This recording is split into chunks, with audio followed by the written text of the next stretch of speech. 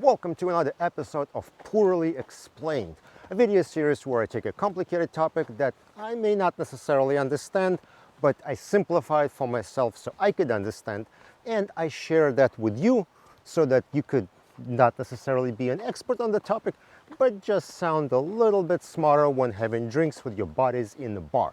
So what we're going to talk about today is difference in CPU architecture, Intel x86 versus ARM.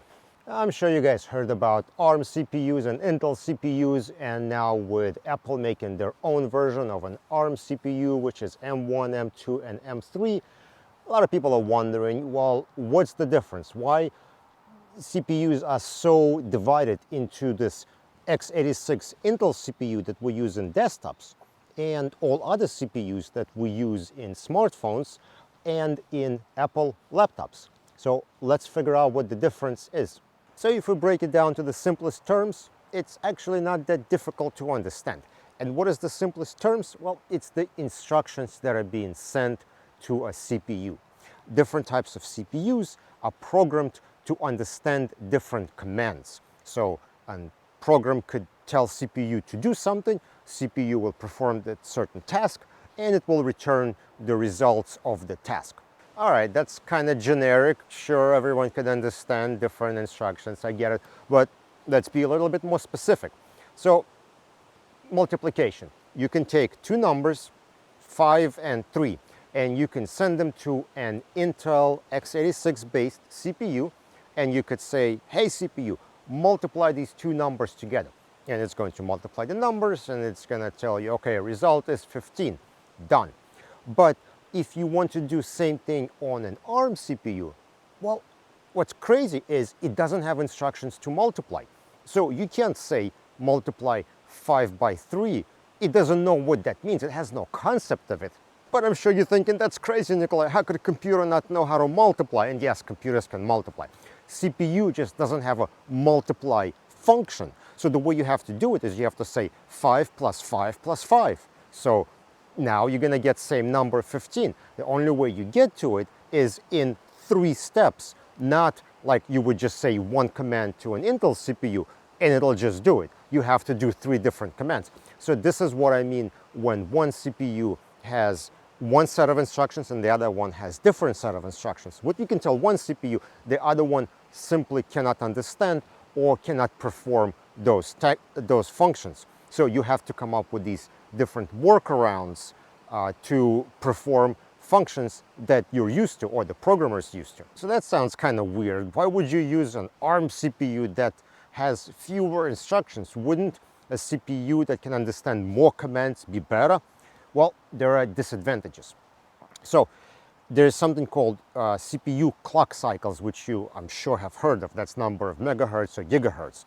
Is like ticks that are happening like a drum or like a sound that CPU marches to. So it goes click, click, click, right? So those are the ticks at which CPUs perform tasks.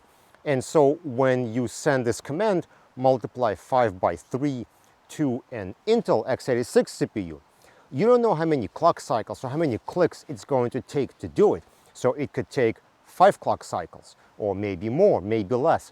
Different commands take different number of CPU clock cycles to complete. Now the thing about ARM CPUs is all their commands are designed to take up exactly 1 clock cycle. So anytime you say do this, it's going to be click and it's done, click and it's done. So the commands are simplified to the most basic, the easiest to process commands, but they're all meant to take exactly 1 clock cycle, which makes them very predictable. And so this is where the difference is. If you take an Intel CPU and you ask it to do 3 times 5, it's going to take unknown number of clock cycles, but it's 1 command and it's easy. But if you're using an ARM CPU, you have to do more commands, but it's more predictable. You know exactly how much time each command will take. Now, there are exceptions to it, of course, if the CPU needs to access like memory or resources that are outside of itself, then you don't know how much time it's going to take. But the point is, commands themselves, the x86 have lots of different commands that you can send to it. It can do a lot of things, but they're not predictable, and the ARM CPU has fewer, very predictable commands that designers or developers or whoever knows exactly how long a task will take. So does this make one CPU better than another? No, not really. It's just a different way of getting to the same result that you want. Should you choose PC based on whether it uses ARM or x86 CPU? No, not really either, because what really matters is how well CPU performs in tasks that matter to you. And in fact, CPU has a lot of additional optimizations or add-ons to it that help with common tasks like video encoding and decoding, hash generation, and things like that. And those things have far more impact on real life user experience than some numbers or what architecture is being used for a CPU. So that's my short, oversimplified explanation of the difference between x86 versus ARM. There's lots more to discuss, lots more technical stuff in there, but we just want very like top level, easy to understand. By the way, the tripod broke during making of this video, and I've been putting my phone on like rocks and stuff. I don't know if you could tell, it's weird angles and such. Anyway, thank you for checking out this video. Don't forget to follow on LinkedIn, subscribe on YouTube, and I will see you next time.